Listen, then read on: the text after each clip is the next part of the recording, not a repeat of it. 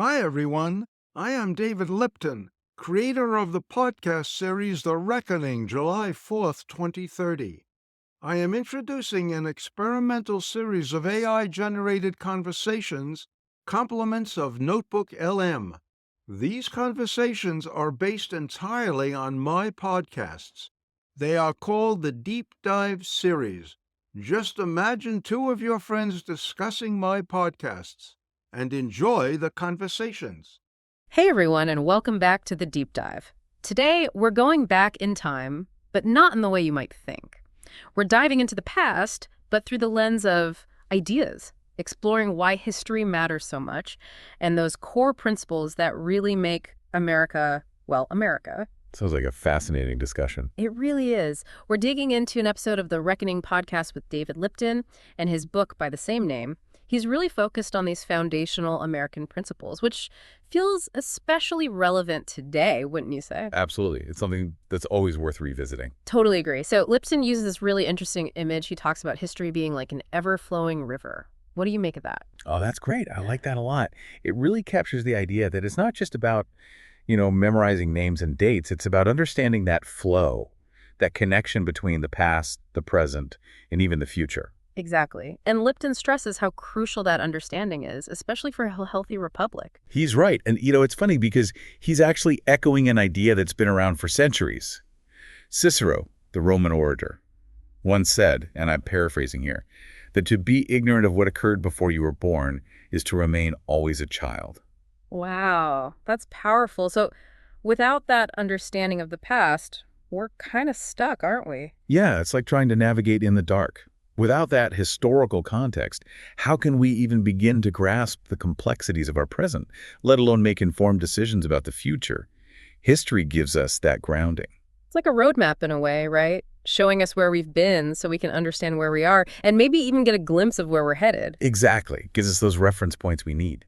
And speaking of looking back, let's talk about one of the most famous quotes about the importance of shared history. Lincoln's mystic chords of memory from his first inaugural address. You know the one I mean. Oh, absolutely. Such a pivotal moment. The nation was literally on the brink of civil war. Imagine the weight of that moment. So Lincoln says, and I'm going to read the whole quote here, "The mystic chords of memory, stretching from every battlefield and patriot grave to every living heart and hearthstone all over this broad land, will yet swell the chorus of the Union, when again touched, as surely they will be, by the better angels of our nature." It's beautiful, isn't it? It really is. It's incredibly poetic, but he also weaves in such a powerful message about unity and shared history. What I find fascinating is how he describes these mystic chords. It's like he sees them as something tangible, something that can bind people together, even in the face of such deep division.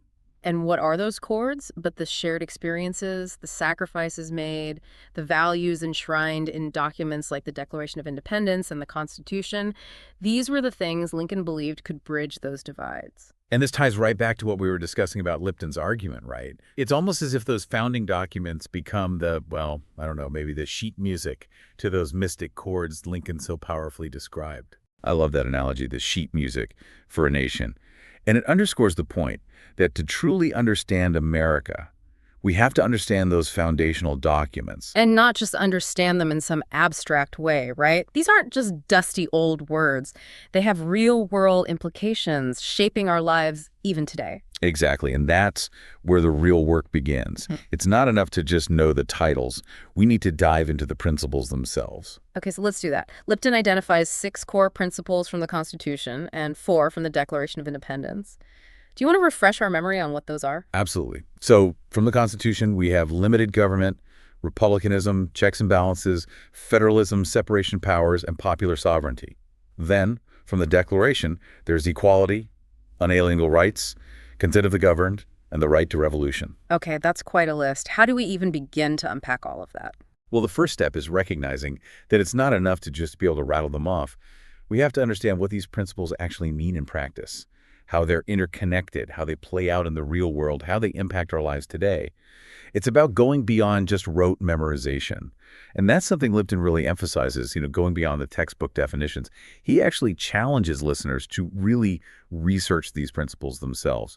Don't just memorize them for a test, he says. really dig in. He even uses this funny image, so it would be amazing if everyone just had these 10 principles, right there on a refrigerator magnet as a daily reminder. I love that. Can you imagine? A constant prompt for reflection and discussion. Mm. Because, these principles, they're not set in stone, are they? They're meant to be debated, challenged, reinterpreted as our understanding of the world evolves. It's like Lipton's encouraging us to use these principles as, a framework almost, for understanding everything happening around us, not just as historical facts. Exactly. A framework for critical thinking. Like, take the principle of checks and balances, for instance. It's one thing to know the definition from a textbook, right? But it's quite another to look at how the different branches of government are interacting today and ask yourself, are these checks and balances really working as the founders intended?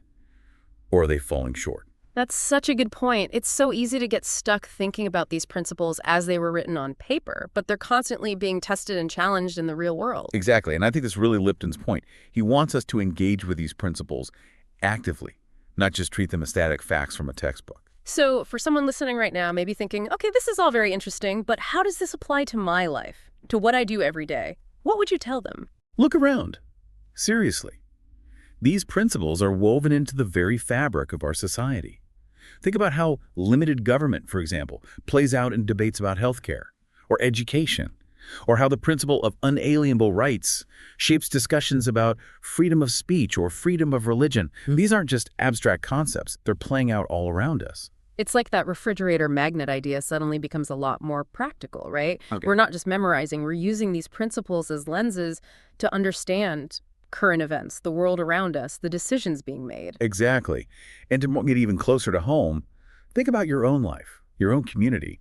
How do these principles play out in your daily interactions, the decisions you make, the way you engage with your local government? It all ties back in. So if I'm hearing you correctly, it's not enough to just know these principles. It's about actually using them. Right. Using them as a guide for our actions, our decisions. Absolutely. Because ultimately, these principles are about more than just history, right? They're about building a better future, a future grounded in those core ideals. And that leads us to what I found to be Lipton's most powerful point. It's not a finish line, it's a starting point.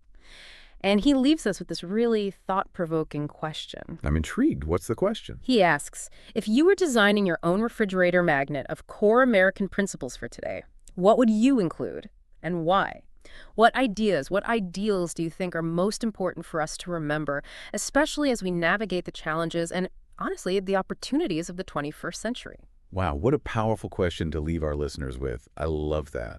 It challenges them to really internalize these ideas, to think critically about their own values, their own priorities in a way that directly applies to their lives. Exactly. That's what this deep dive is all about. It's just a starting point. Now it's up to all of us to take these ideas, explore them, keep asking those questions, keep the conversation going. It's like he's saying we can't just passively inherit these principles. We have to actively wrestle with them, figure out what they mean for us personally, right? Especially in the face of all these new and constantly evolving challenges around us. Absolutely. And, going back to that refrigerator magnet idea, if I were designing one for today, I'd have to include consent of the governed. Oh, interesting. Why that one in particular? It's such a simple idea, but so powerful. The power ultimately resides with the people. It's a good reminder, especially today, that we have a voice. We have a responsibility to participate in our democracy, to make our voices heard. That's a great point, especially now when it feels like so many people are disillusioned with government, with the political process in general. It's a reminder that we're not powerless, that our actions or inactions actually do matter. Exactly. And I think it goes back to that image we talked about earlier. History is an ever-flowing river. We're not just standing on the banks watching it go by. We're in the river. We're part of that flow. Every choice we make, every action we take, it all contributes to the current. So as we wrap up this deep dive, what's the one big takeaway you hope our listeners will walk away with? If they only remember one thing from this entire conversation. I want them to remember that understanding history, understanding these core American principles, it's not about, acing a history test. Yeah. Or sounding smart at a dinner party. Right. It's so much bigger than that. It is. It's about being an informed citizen. It's about equipping yourself to understand the really complex conversations happening around us, to participate in those conversations in a meaningful way. It's about understanding that the story of America, warts and all, it's still being written. and that we all have a hand in how that story unfolds. Beautifully said. Couldn't agree more. Well, on that note, I think we've reached the end of our deep dive into history and those core American principles. Hopefully, this conversation has given you a lot to think about, maybe even spark some curiosity to go out and do some exploring of your own. Always a good thing. Never stop asking those big questions. And remember, the past, it might seem fixed, but it's always influencing us, always shaping the present and whispering possibilities for the future. That's a great thought to end on. Thanks for joining us, everyone, and we'll see you on the next deep dive.